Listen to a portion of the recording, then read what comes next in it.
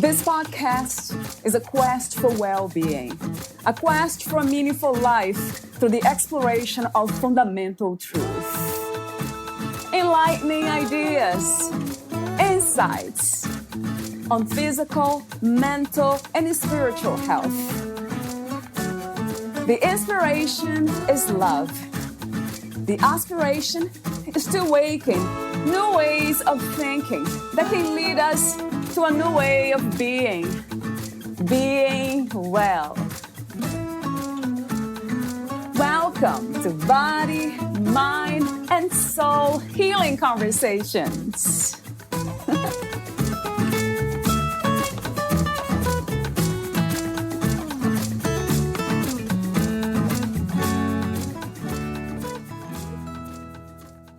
When we skip the beginning phases of anything in life, we forget to gift ourselves the beginner's mind. The beginner's mind is where we connect with our inner child. Valeria Teles interviews Nathalie Croix, the author of Living Life in Light, A Yogi's Journey. Nathalie Croix has been on the spiritual and healing path since childhood. She is constantly finding ways to deepen her practice and teachings of yoga, movement, and shakti prana energy through investigation and inspiration from her mentors, her students, the community, and nature. Nathalie is the founder of Light Code, Living a Life in Light, a series of online coaching programs. She is an author, an intuitive transformational healer, and life coach. She is a student of A Course in Miracles with Marianne Williamson, leading retreats around the globe and teaching workshops on healing and life enhancement. She serves as a life coach and spiritual guide by mentoring students experiencing challenging life situations. Her method is uplifting and practical as she accesses all situations from a spiritual perspective and provides tools for transformation. Nathalie is the author of Living Life in Light book, the founder and creative director of the Shanti Yoga Training School, offering 200-hour and 300-hour yoga teacher certifications, and is an ERYT 500-hour certified master yoga teacher and trainer with YACEP. Meet Nathalie at nathaliecroix.com. Here is the interview with Nathalie Croix.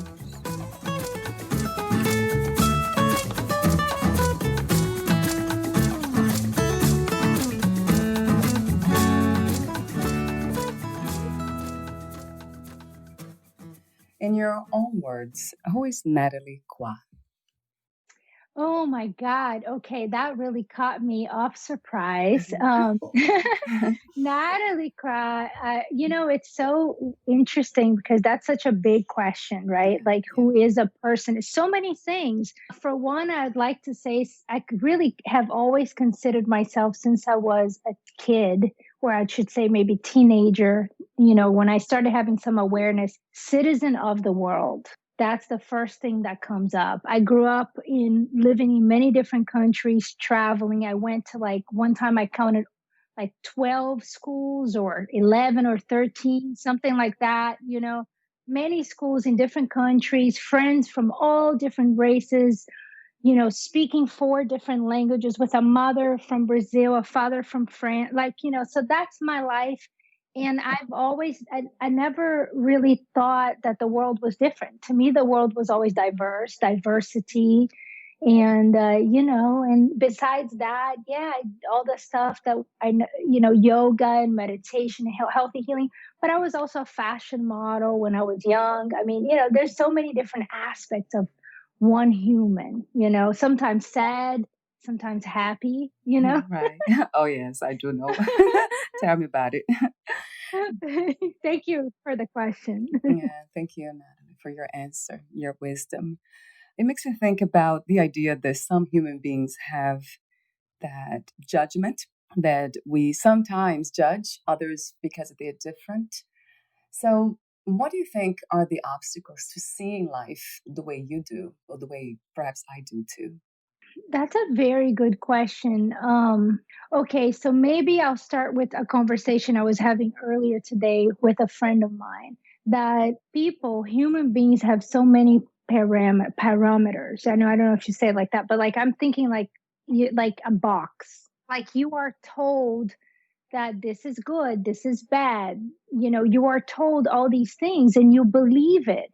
And sometimes it's coming from a good place. It's not like you're doing this to hurt anybody, but you really believe it. Like, for example, the conversation started this morning. It was about different animals. Animals, like there are these friendships you can look up on YouTube or anywhere on Google of different animals of different species building and creating these friendships for life, like lifelong friendships. Like, right, there's this cow that was really good friends with this dog.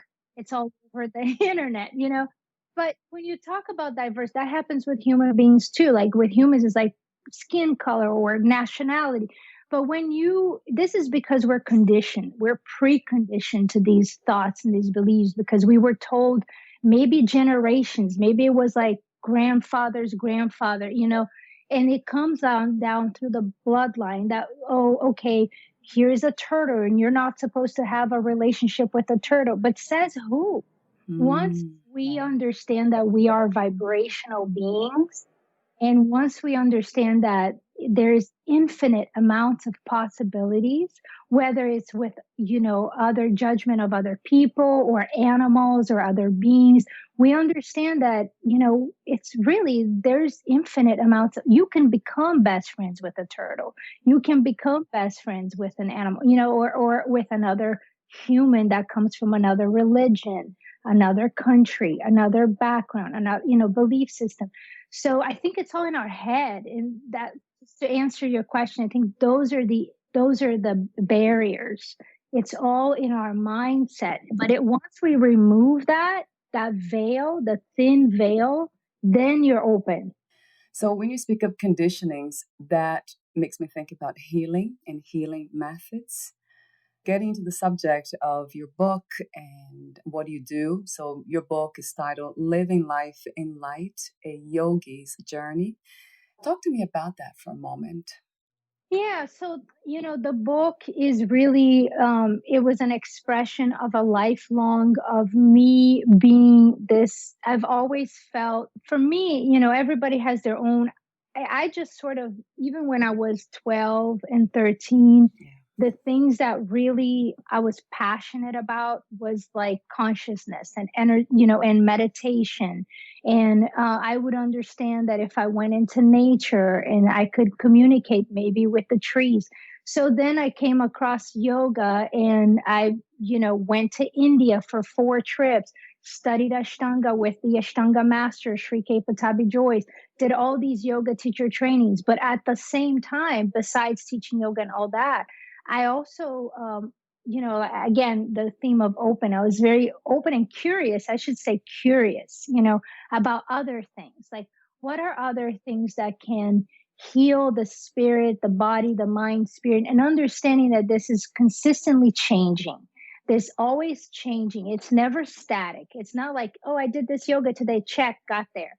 No, you know what I mean? Yes. It's like, Yeah. life happens, True. people come, people go, people die, people separate, you do this, you lose that. And so it's like but just like the way I see it is like, just like we go and we get a haircut, just like we go and, you have to take care of your car, you also have to take care of your energy field. So the question for me was always like, what are the things that maybe are not so obvious, right? But that they do make a huge impact, not only on myself, but on humanity as a totality. And also understanding that if I heal myself, I therefore will heal people around me. And I think that made me on a journey, I should say that, on a journey to like discover different healing modalities like Reiki and tea ceremony and, even like massage or therapy for some people or sound healing.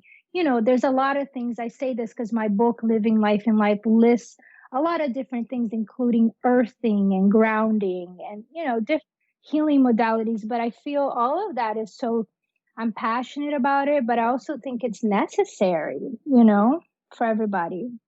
Yeah. to create harmony, I would say. Yeah, I love that word. Perhaps balance. Do you use balance or harmony?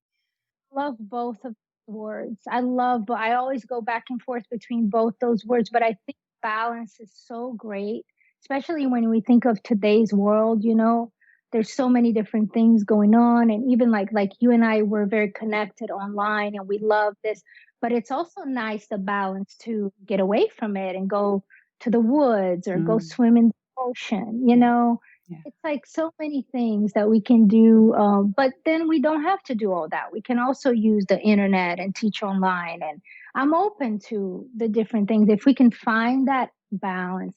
And I love the harmony because harmony also to me brings this thing of like beauty. Don't you Mm, think? yes, yeah, absolutely. Yeah, inspires beauty. It makes me think about nature, nature Me itself. too. Me too. I love nature. By listening to you and the way you have searched for deeper understanding and change and healing, I wonder what makes us want to change And meaning also, right? and The meaning, meaning. Right, right, of all of that. course. Yeah, what makes us want to change? I think it's every human being has their own story, and everybody's story needs to be validated because there's only one of you. And I don't think there's a better way. It's like everybody's way has their own way. For me, I think that in my case, the reason why, I look back now, it's challenging because sometimes I should say this. I should sometimes I sit in meditation now because I'm like, okay, how did this all started? Because I started at such a young time that sometimes I'm looking back, 30 years ago, and I'm like, how did this start? But here's what I've come into the conclusion, my rational mind. This is what I think, right? Is when I was a child, we moved a lot from different countries. And we moved also like different schools, sometimes in the same country, different state, whatever. So even though I had a very loving mother, and in my case, stepfather, and my father was there around too, like I had loving parents, but we moved a lot. So it was very hard for me. I always felt like I was ripped away from my childhood friends. I had people I was very attached to when I was 9 years old, 10 years old. And all of a sudden I'd be so sad, so sad. And the one thing, so I felt a little lost with that. And I felt like I was lacking stability. And again, trauma is another thing that's so different from like this, something that could be a trauma for a child, perhaps is not a trauma for another child. This doesn't mean I'm not saying that this is not good for every kid. I'm saying I was a sensitive kid. I felt it. And I think when I found yoga and meditation, it really grounded me and it gave me this stability that I didn't feel like I had. And that was sort of the beginning of like, okay, why am I here? Why are we doing this? Why am I getting on these airplanes all the time? I'm having this like little midlife crisis, but like when I'm like 9 or 10 years old, Right. and I'm That's like, cute. and then I start like thinking, yeah. And I was like, asking these really big questions. And the thing is, when you ask questions, the universe will present itself to you. It will give you the answers. It might take a while, but it will come.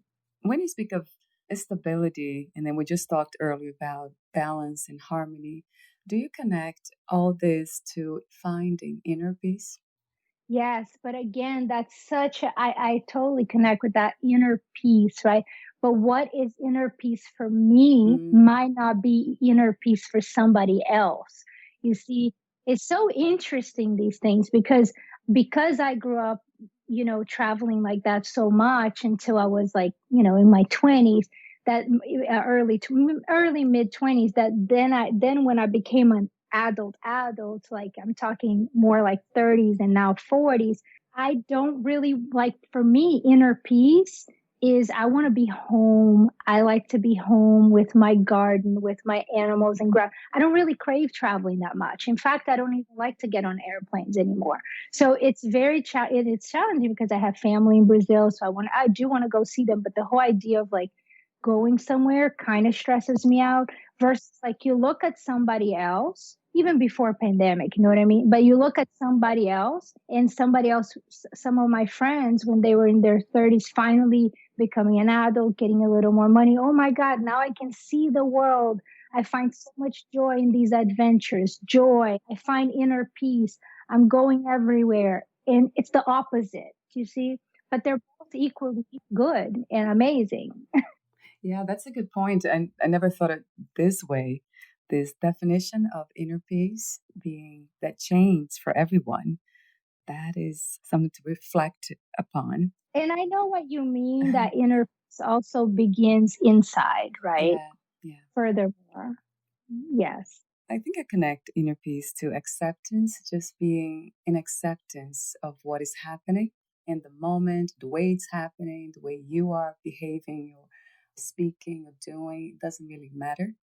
It goes back to acceptance, to embracing, let's say, too, it might be another word. Embracing Like life as a whole. radical acceptance, maybe.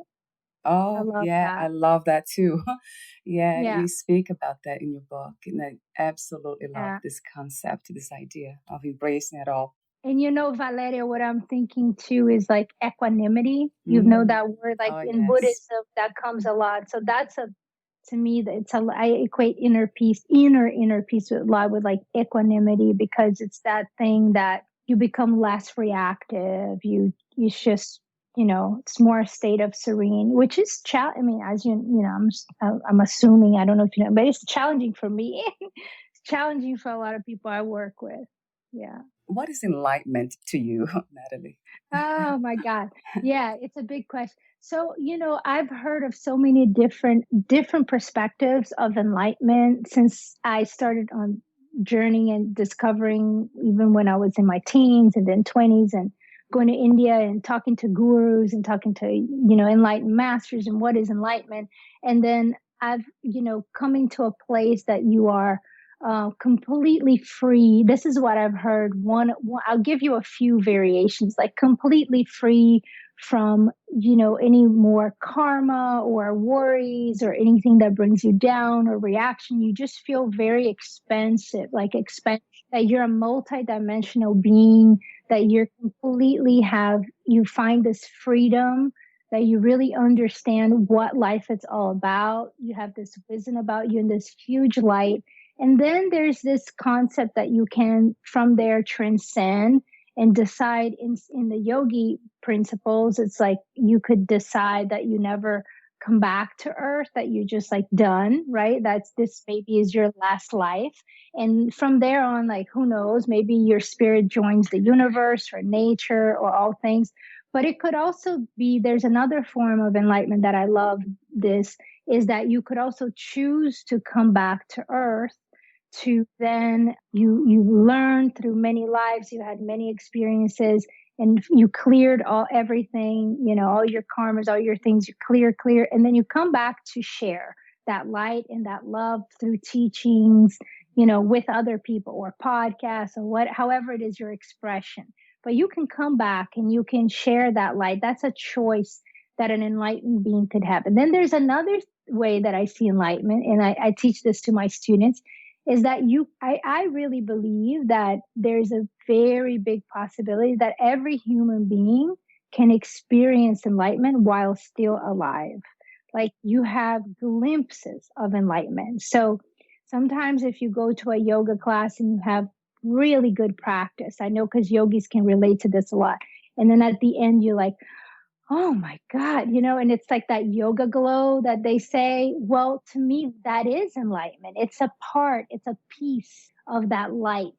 And there's so many different things in life that can happen. Maybe a mother having her child be born, and in that moment, there was a sort of enlightenment. Maybe I've heard in the passing of a loved one, how sacred it is if you can sit with someone while they are taking their last breath. That could be a form of enlightenment. Like even your relationship, like your love for your dog in those moments. So I think enlightenment comes in different forms. Do you connect these ideas to what you call live in light? I think it's called samadhi, right? You mentioned in your book. Yes, Is that yes. all related in a way? Yeah, in a way, yes. I mean, samadhi is kind of like the ultimate. It's when you reach this sort of enlightened level. But then, like in Buddhism, they call it nirvana. So different way. There's different names for it. But okay, I can tell you what living life in light is about. That title. That is this. It's that everything that you do is either creation or you're either destroying or creating. Another way to look at it, you're either connecting to the light or you're disconnecting to the light. I don't like say connecting to darkness, but like disconnecting from the light. But us being a human being, part of being a human being, having this human experience, is that of course we're not going to always live our life in light. It's just not, for most of us. Maybe some people, they figured it out. They're like, complete saints. And I'm sure there are people like that on earth.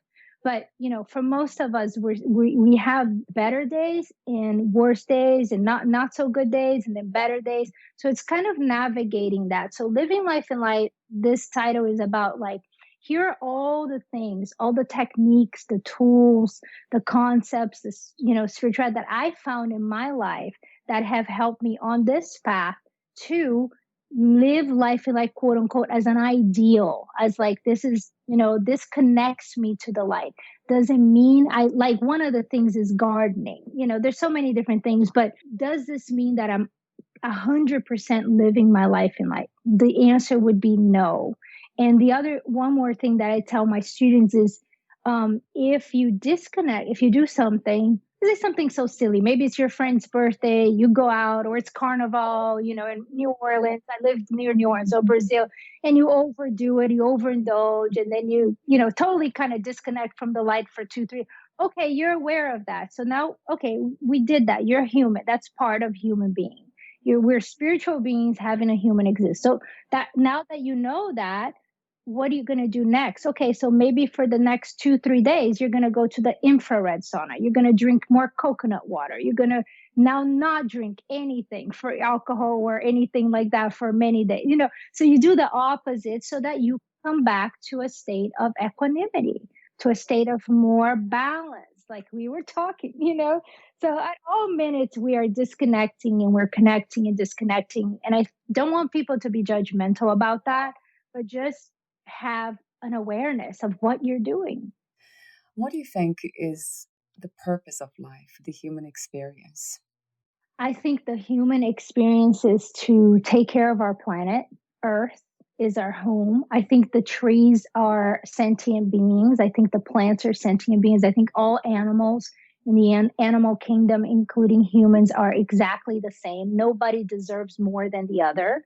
And I think that we really need to, now there is a thing that the humans, we have this sort of intelligence that I wouldn't say is more intelligent, but I would say it's a little different. Like, because we can build like houses and cars and airplanes. So with that, I should say there comes a responsibility.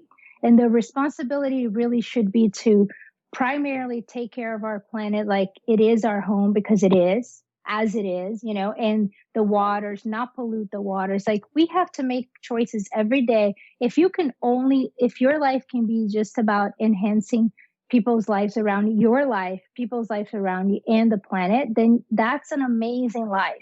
That's an amazing life. Everything else is bonus. Everything else is like, wow, you can paint that beautiful painting. Wow, you can, teach an amazing yoga class. Like I teach yoga, but whatever it is, have an amazing podcast. Do all these things are amazing.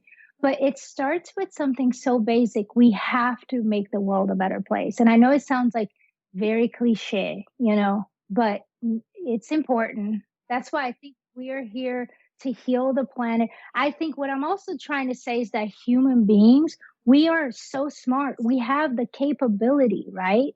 We have the capability of stepping up, of like taking care of whether it's a dog or a turtle that you see in the middle of the street and is about to get hit by a car, or maybe like going and helping, clean water, donating money if you can't donate time.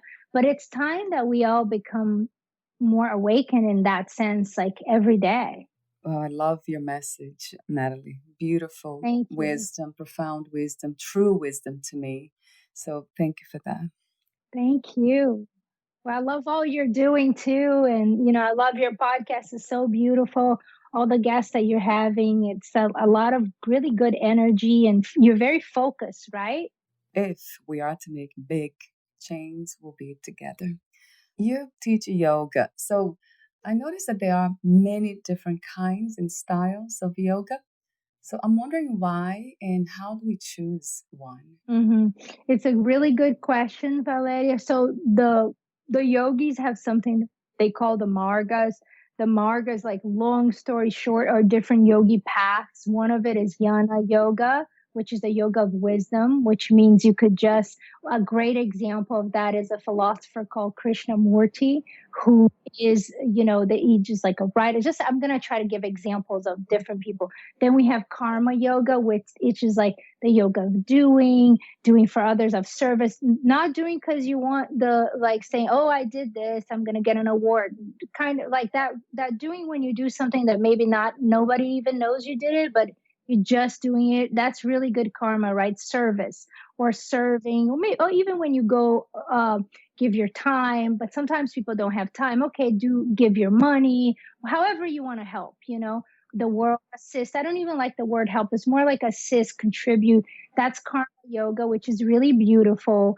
And a great example would be like Mother Teresa, Gandhi, Mahatma Gandhi. And then we have Hatha yoga, sometimes known as Raja yoga, which is it's all the physical practice. And when I say physical, it's not just the asana, the postures, but also pranayama, which is breath work. That's also considered physical. And all the kriyas, which are like cleansing, different cleanses techniques for the human body, which comes from a book called Yoga Pradipika. And then there's a lot of cleansing techniques there. All of that is under like the umbrella of like Raja Yoga, Hatha Yoga. And I'll go back into that because I know you're asking more about that one. So, and then we have Karma Yoga, Yana Yoga, Hatha Yoga, and Bhakti Yoga. Bhakti Yoga is the yoga of the heart, is like devotional. You see a lot of the kirtan players, musicians, really devotional.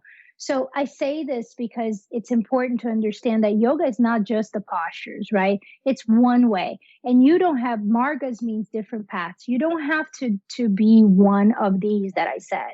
For example, the Hare Krishnas, if you've ever seen the Hare Krishnas, Yeah. they're very like bhakti yogi. They're very bhakti yogi, but they're also very jnana yogi because they study the Bhagavad Gita. So you can be all of it. You can kind of be dancing or just one. Sometimes when yoga got really popular in the United States, for example, then it was mostly, for a lot of people, not everybody, obviously, but for a lot of people, more like the Hatha yoga. Under the umbrella of the Hatha yoga, there's now hundreds of different types of physical asana practices, which, if not thousands, I have no idea how many, but a lot. But one, for example, to answer your question, so you have hot yoga, the Bikram style, you have Ashtanga, which is very vigorous. You have just the more like, you have more restorative practices. Then you have flow yogas. You have all kinds of different yogas. And I think that there's, again, really no right or wrong, especially because I say this from a place of really, I've seen thousands of people that I have mentored, students and teachers and people I've worked with.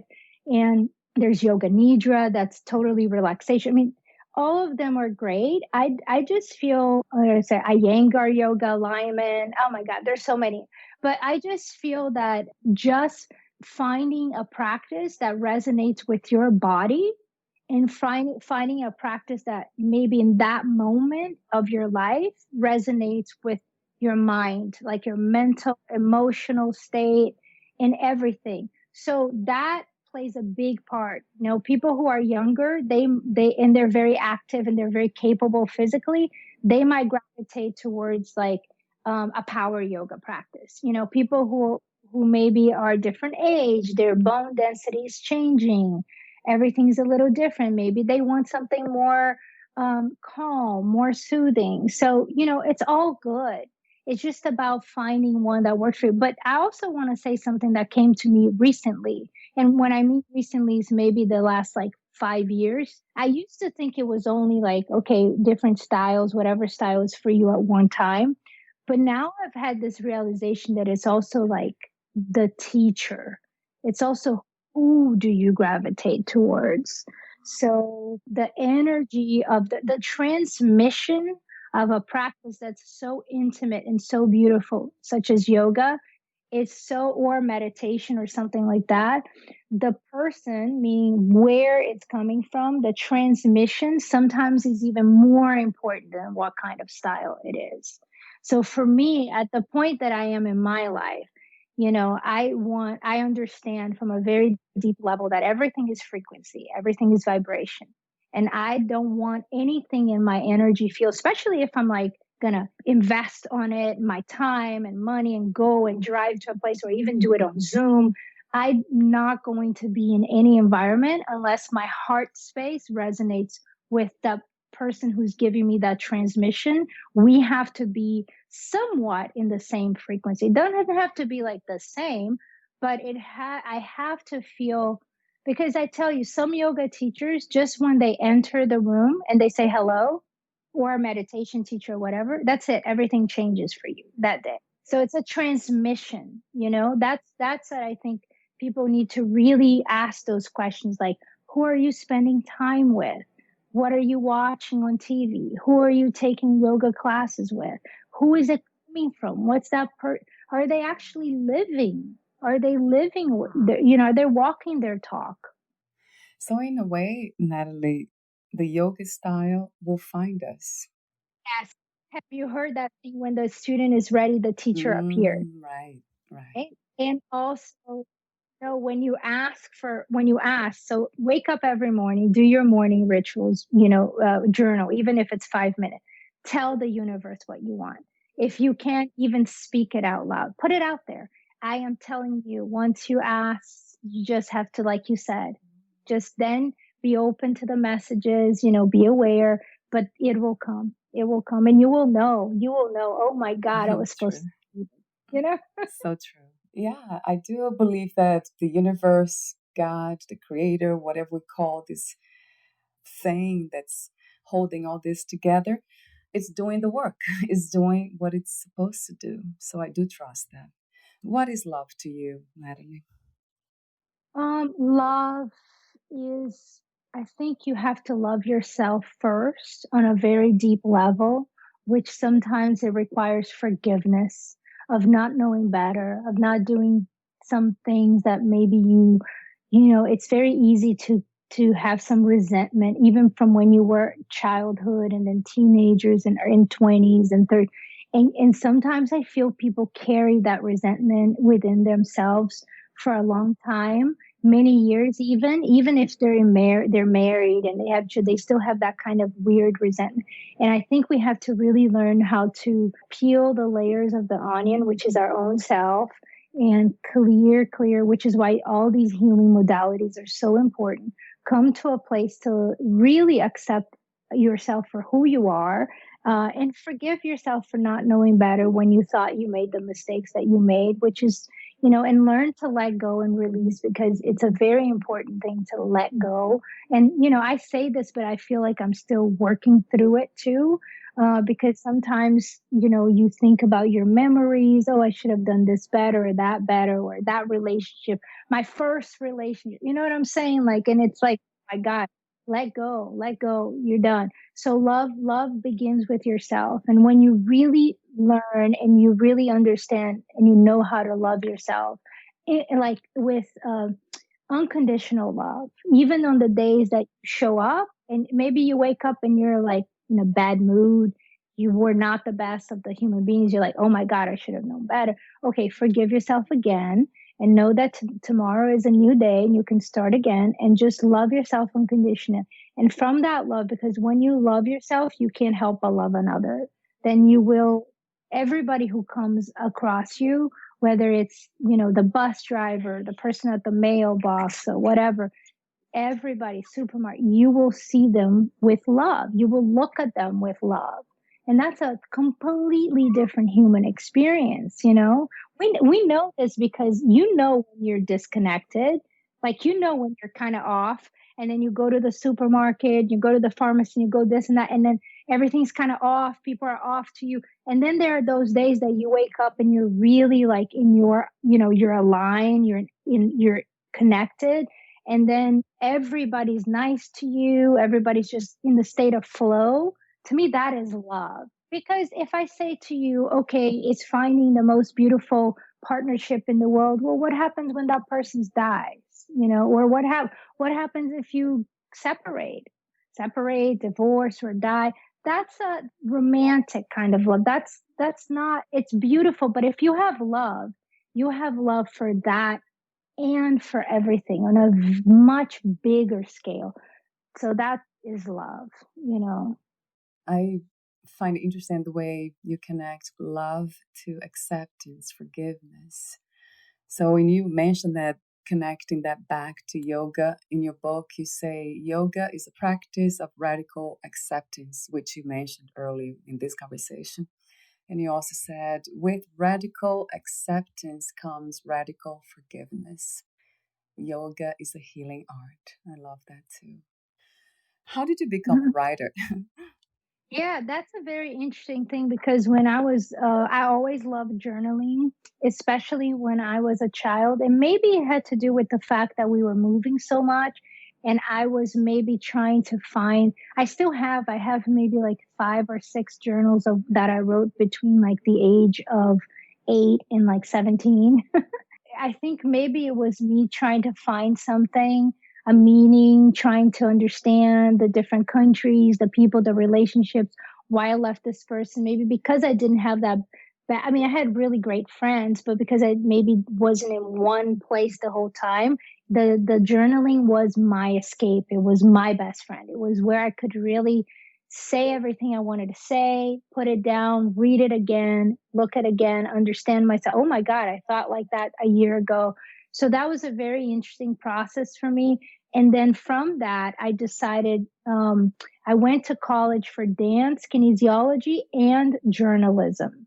So from there, because the dance was always with me, and I was like, okay, dance, fine. I'm dancing. I'm going to go to college for that too. I had a scholarship for that.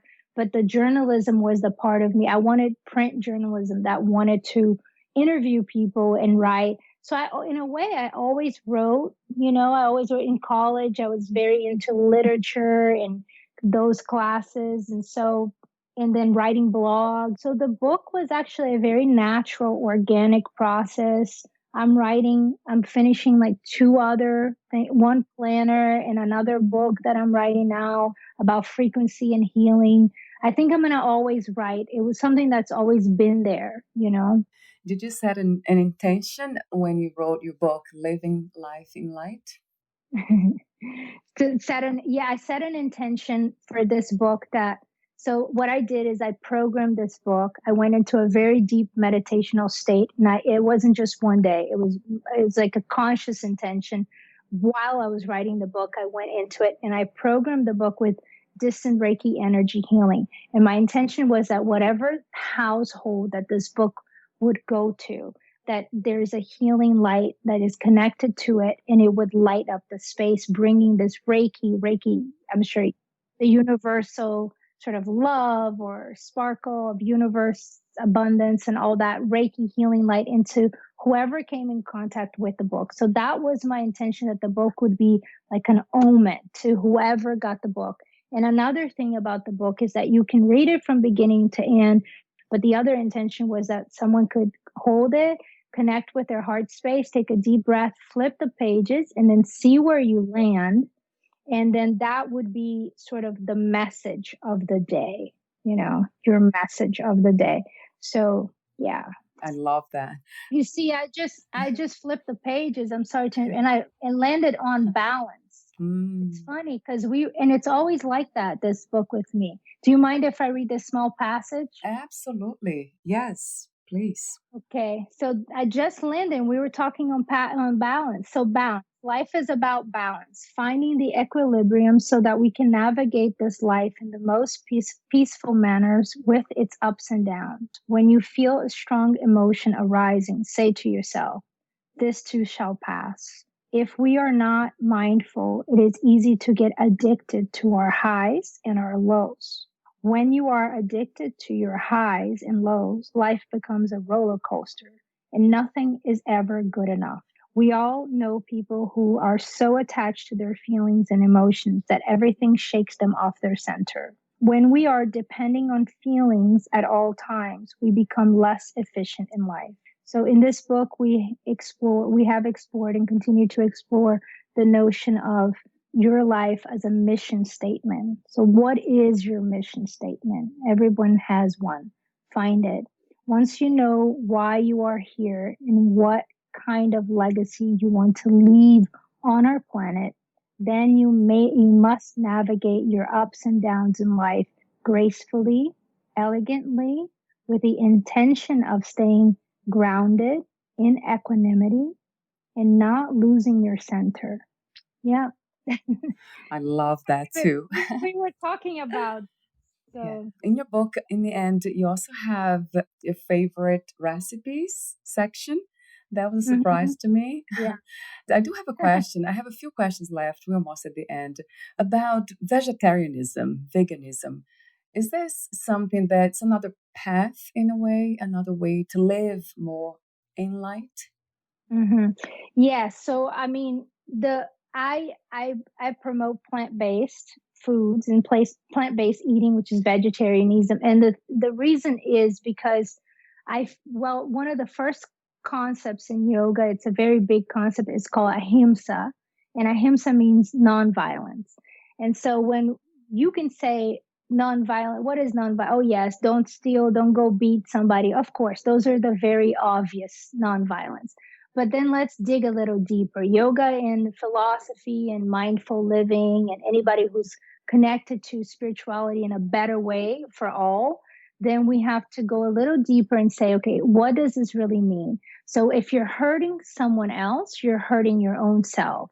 It goes back to that idea of love. So for me, it's really important because all beings, all species, all animals, doesn't matter who you are, where you are, also doesn't matter if you're, dark skin human, lighter skin human, what country you come from. The same goes for the animals. Doesn't matter whether you're a fish or whether you're a horse or a cow or a pig. I mean, we're all equal. That's the whole thing with equality. Equality is for all, not just in the human being world, So then if an animal, and then on a energetic level, so why is it that I have the right, why is it that I'm entitled to, torture an animal, like for example, like a pig as an example, and then eat it? To me that doesn't make any sense, because pigs are so smart. They're like smarter, they're as smart as dogs, if not smarter. It's just that, again, going back to what we were saying right in the beginning, the parameters, the limited, we were not raised that pigs are dogs. So, although in some places, a lot of people, my friend has a pig as a pet. So everybody is different, but the also on an energetic level, because everything is energy, like I was saying with the yoga teacher or the meditation teacher, I also don't want to put anything in my body. And this is just from a selfish point of view, kind of. I don't want to put anything in my body that the frequency and the vibration is not high. So what I would say to that, but I don't preach this, and I think everybody has their own journey, and you'll come to it when it feels right for you. But if you are going to eat a fish, maybe go fish instead of go to a farm factory. If you even like, if you look at it in that perspective, hunting could be better, because then at least the animals in the wild had a chance. It's just the whole slavery of the farm factory that I'm like, I don't like it. But then also putting on my body things that are nourishing. Like, it's amazing when you make a great smoothie or a green juice, or I love to make stews in the winter with lots of vegetables, root vegetables, like things that are good for you, kale. These things are great for our body. It's great for our digestion. I also follow Ayurveda. So, these are very good for your digestion, good for your body, gives you more vitality. So those are the kinds of recipe I have in my book, just so that people can have choices, so they can make, I think we have like a kale chip in the book, or some stews, some soups. So things that will be more high vibration, that you'll feel good when you Being eat it. kind to others, or everything that's in here. In this reality, we are being kind to ourselves. And it works that way. I know for some people, like you said, they are not ready because some people they get sick actually when they don't have meats. So that's interesting. So then they have to be a responsible human being. That's what I would say to someone like that. I understand, but you then go be a responsible and enlightened human being. Since you're doing work in everything in your life, I'm assuming person like that, like, you maybe you're reading the right books, you're connecting to the right podcast, you're a really good human, right? So then take it to like, okay, you know that you need this meat. So go research, go find where can I get this meat that's the best meat. Maybe I'm not going to eat it like every day, but because maybe it's more money, whatever, but have it a little more like quality over quantity. And then find like, where can you go? The resources, find, there's so many people that you can tune into. Michael Pollan wrote an amazing book about this. It's called The Omnivorous Dilemma. And you can go find and read that book and see the farmers that he tells you to go sustainable, grass fed, go find things that have less suffering, less of that mentality in it. Because also another way to see it is like, if something is suffering, would you want that in your body, which then becomes your energy, which then becomes your vibration, part of your soul, your light, your auric field, whatever you want to call it? No, nobody wants that. Nobody wants that. So go find things that are better. It's fine. We can all have our own eating choices, but we need to be responsible. Just take responsibility for being here. Like, oh, my life is going to enhance the life of other people on the planet. And if, not bring anything else down. That's another powerful message, Nathalie. I believe that too with all my heart. Yeah. I have two more questions for you, but before I ask them, would you like to add anything? No, I mean, this was a great interview and, it's amazing. The only thing I'd add, and it has to do with a lot of what we're talking, nobody's a victim. So it would be really great if we all get out of this victim mentality. Life is happening right now. The world is changing. Show up, get out of your couch, show up, go smile, be nice to your neighbors, be nice to yourself. Like, there's so many information out there right now, so much information, right? Go look and find people that you believe in, podcasts that are great to listen to, books. Find mentors that are just, you don't have to know them personally. Now with the internet, you can find people all over. Find people that they're a little bit ahead of you. They've maybe walked the path and you can connect with them and they can teach you, they can enlighten your life, connect you more to the light. Listen to more podcasts like yours, Valeria, and just really awaken. It's time. All I want to say is that it's time. It's happening. It's not like tomorrow. It's not yesterday. We are the ones we have been waiting for. This is it. Thank you for your commitment, Nathalie, to this beautiful mission. Thank you. Yeah, I love your message and your wisdom. It's fun. But the thing is, yeah, you know that. Because, I mean, people thinking it's like once you're in it and you're in a role, it's fun, man. It's like really fun. It's great. I feel so blessed, to be on this journey. Yeah, that's great that you added that fun component because it is. I agree. If you knew you would die soon, meaning losing the body, would you make any change in your life or do anything differently? Absolutely not. I am in a place right now that I am surrounded by love. My animals, my plants, my beloved partner. I absolutely adore my family. I feel very complete. And I would like, if this was my last week, I would literally be right here, right now.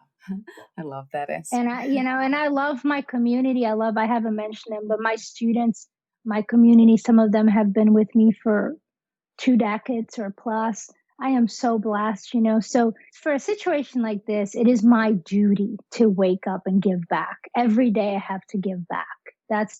I feel like I want to give back. It's just, because life is beautiful. Yes, there's challenges, but everybody's going to have challenges. It's just part of life. But the simple things, lighting a candle in the morning, getting my kettle with my water for my tea boiling and hearing that noise while I light an incense, that makes me happy.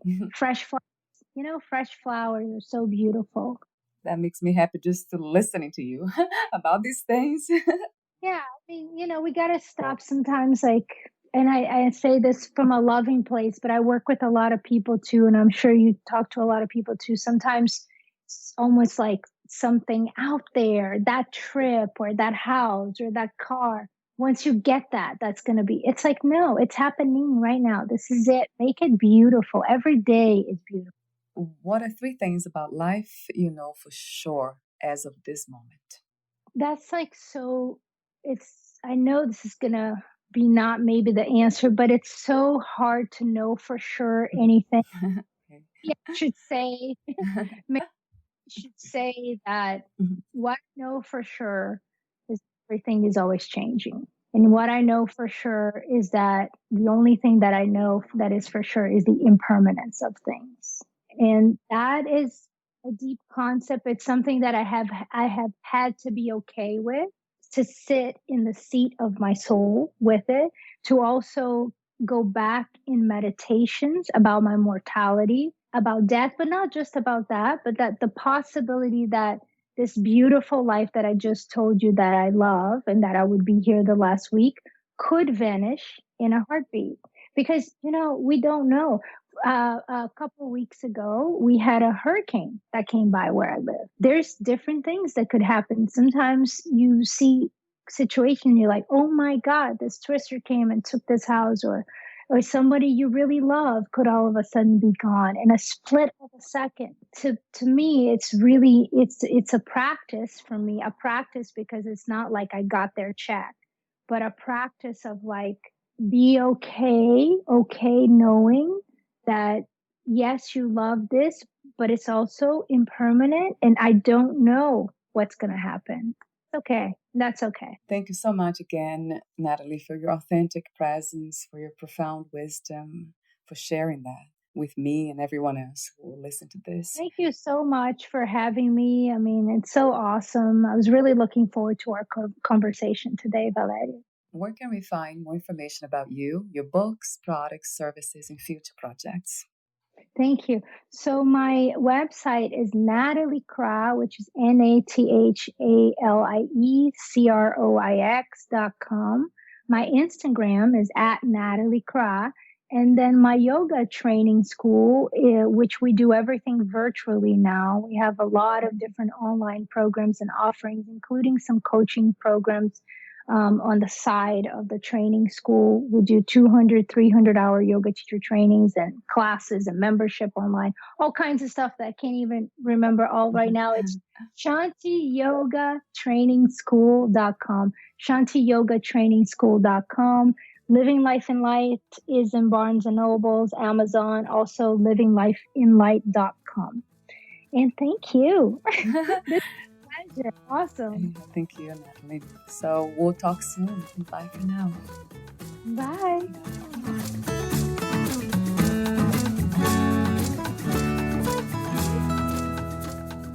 Thank you for listening. To learn more about Nathalie Croix and her work, please visit nathaliecroix.com.